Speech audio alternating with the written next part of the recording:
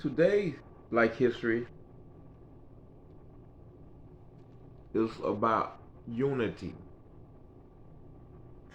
Unity is a word most people take for granted because their mind can't expand.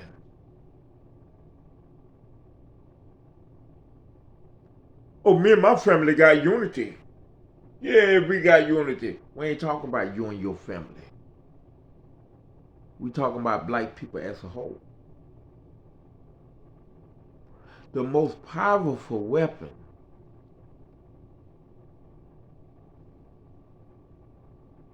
every race uses against blacks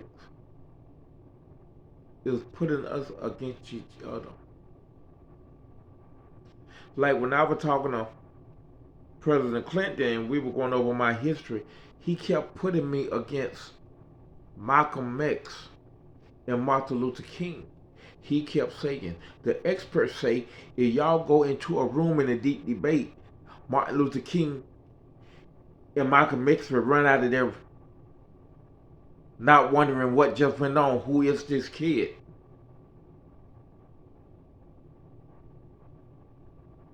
Then they kept putting me against other blacks in history, right?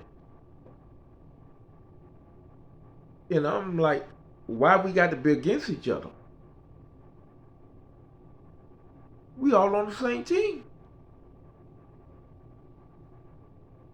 We fighting for the same cause. Equality, equal rights. We might don't fight the same, but there are many departments in each army.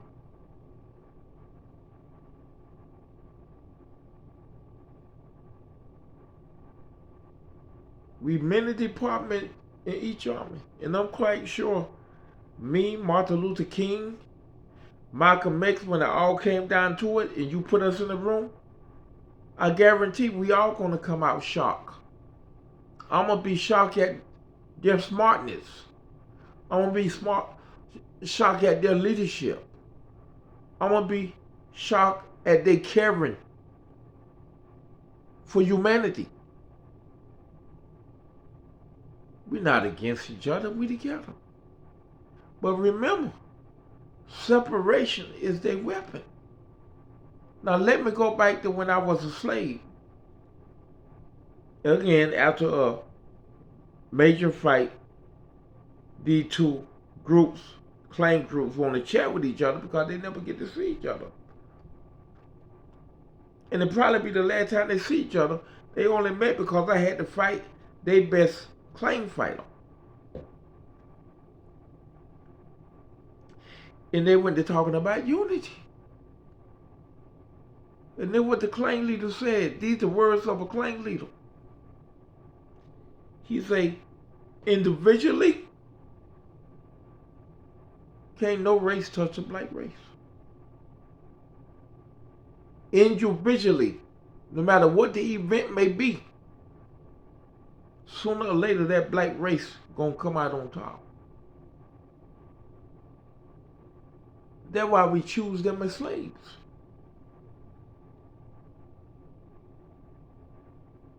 They do 3 to 10 times work,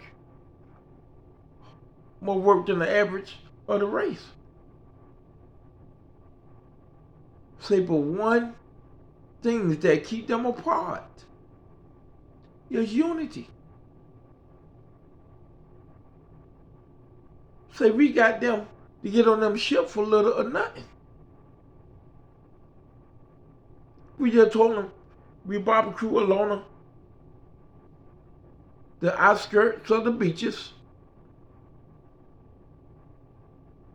They smell the food. They come out the jungle. We tell them to go get their friends and family. There's enough food for everybody. We had our little interpreter there, aka what y'all call coons. The coons say, "It's plenty of food. White man love we. White man love we. Go get your family. Go get your friend. White man love we." They all lined up, go on the boat. The claim say we always going to be above the blacks. Offer them some money or job or some drugs and they'll sell their own family out. Y'all are so easily separated, son. It's ridiculous. And at the time, I'm like 19-year-old, you know, I can't say nothing because, you know, I'm around hundreds of claimants. You know, but I'm mad and in my world, what he's saying, that wasn't happening. In my world, oh, we stick together. In my world, we will not be separated for $1 against our family. And now look at it. 40 years later, every election, the fake profiles go out. Then they donate down Kanye West clothing and shoes to different African village with phones and computers so they can go online and say how much they love a certain person to push that person election. Then you got all these different little agencies, FBAs and all the other little agencies who put the main purpose put to be is to get reparation. They all on Twitter. Don't vote Democrat. Don't vote Democrat. Don't vote Democrat. What had the Democrat done? They don't tell you to vote Republican because they know a no vote is a Republican vote. A no vote is a Trump vote. So they just tell you, hey, we all going to sit out of the election until the Democrat make us promises. These people all over Twitter, all over Facebook. And I had an African goddaughter then from Nigeria. And she used to see me arguing with these people who call themselves trying to get reparation. You know what I mean? That the front to get your attention. But once they go to talking to you, don't vote Democrat. Don't vote Democrat. The Republican gonna do this. The Republican gonna do that. Or Republican did more for black people than anybody. And the blacks are falling for it. We ain't gonna vote no more until the Democrat get up reparation. I said, what the Republican gonna give you?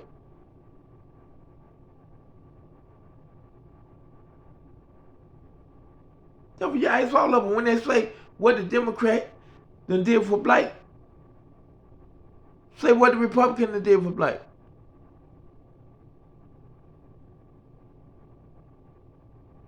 They free the slave. Republican free slave. The Republican free the slave. Abraham Lincoln was Republican. You know, they going back goddamn 400-500 years.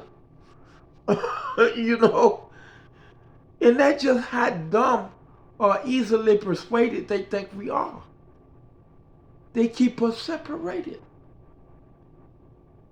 And I battle some of these FBA people or whatever the hell they call. I don't even remember stupid shit names. You know what I mean?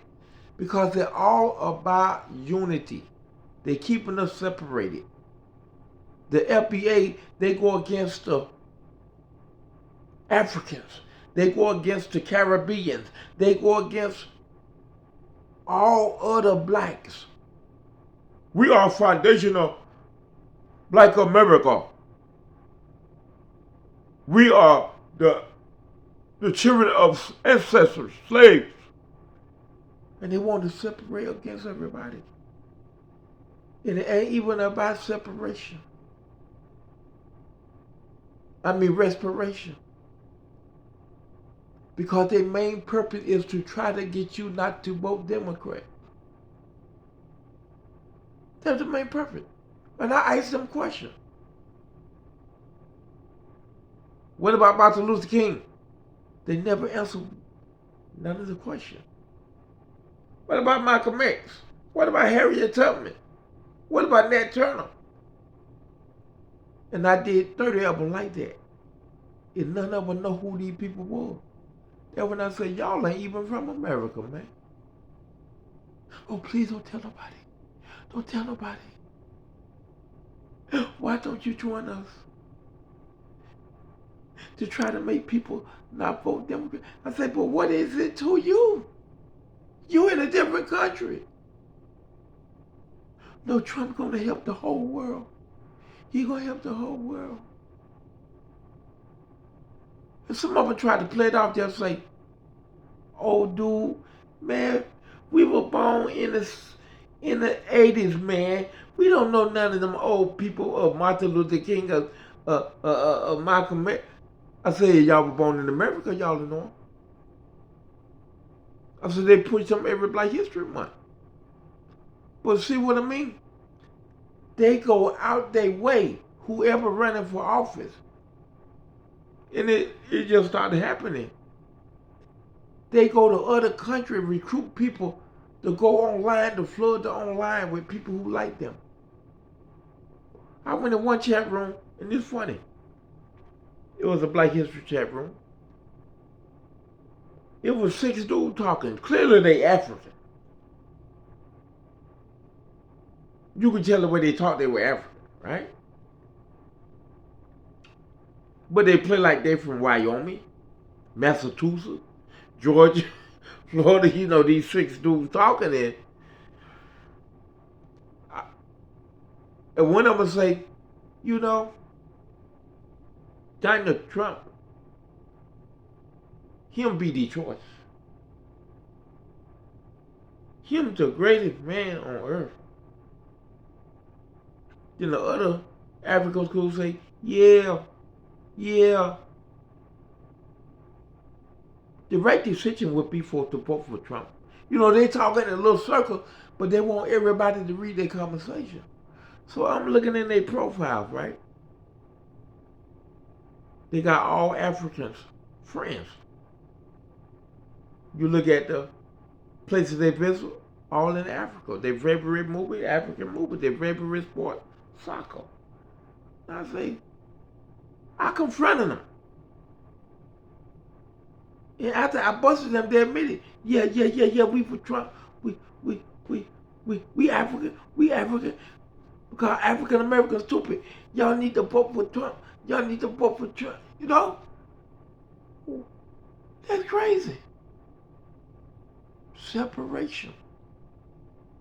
And even a Klan leader told me. He said the only reason the white race and all the other race got advantage over the black, because as a group, y'all ain't shit. As a group, y'all to go against y'all own mama.